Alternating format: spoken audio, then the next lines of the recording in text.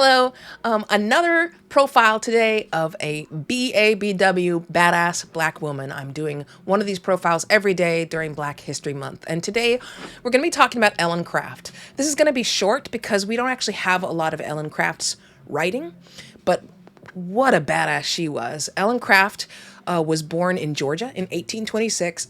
As you can see from this picture, she was very light skinned. She could easily have passed.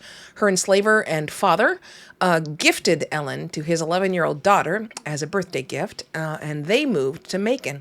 That's where she met William Craft, and they fell in love. William Craft was considerably darker skinned than she was. They'd been married for 2 years when they planned their escape. You can read what is really a thrilling tale, like honestly, edge of your seat, in a book that they wrote together called Running 1,000 Miles to Freedom. Essentially, for this escape plot, Ellen dressed as a young white man, and she put her arm in a sling so that she wouldn't be asked to write anything. She could read at that point, but she couldn't write.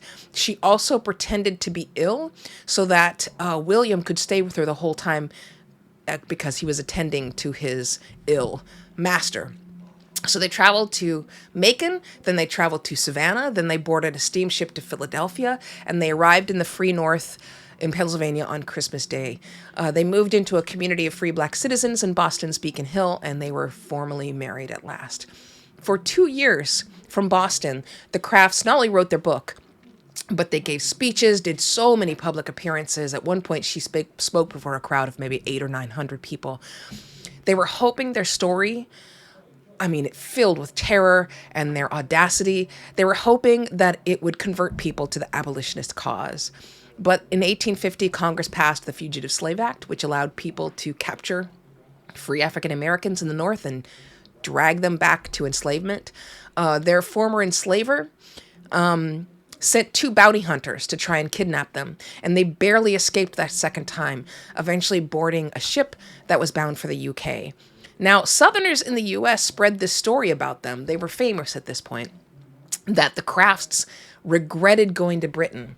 So Ellen wrote, "I write these few lines merely to say that the statement is entirely unfounded, for I have never had the slightest inclination whatever of returning to bondage, and God forbid that I should ever be so false to liberty as to prefer slavery in its stead.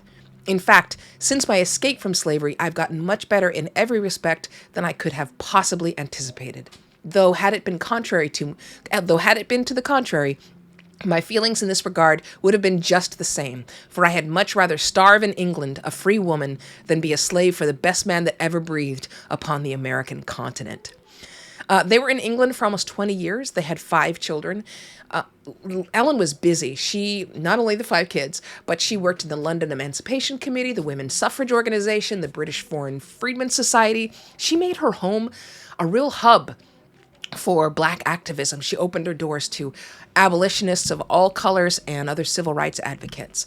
Now, there's some great stories about Ellen. At one point, at a dinner, she was seated next to Edward John Eyre. He had been the governor of Jamaica, but he was recalled to England because he had brutally suppressed a black rebellion on the Jamaican island, and he was being accused of murder by British reformers because, among other things, he had ordered the execution of George Gordon, who was a member of the Jamaican legislature, but black. And I'm going to read you a reporter's recount of what happened at that dinner. "Ellen knows how to use her tongue with considerable effect, and the ex-governor was somewhat amazed to hear himself terribly castigated by a lady of whose relation to the Negro race he had no idea whatsoever.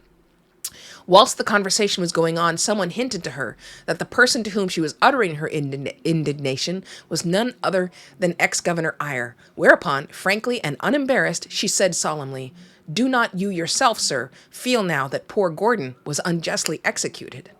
The ex-governor, overwhelmed with confusion, turned very red, excused himself, and walked to the other end of the room." She had another meeting with an American writer who was named Charles Farrar Brown. He wrote under the pen name Artemus Ward, just a virulent racist, and was constantly writing these just awful, stereotypical, untrue portrayals of blacks.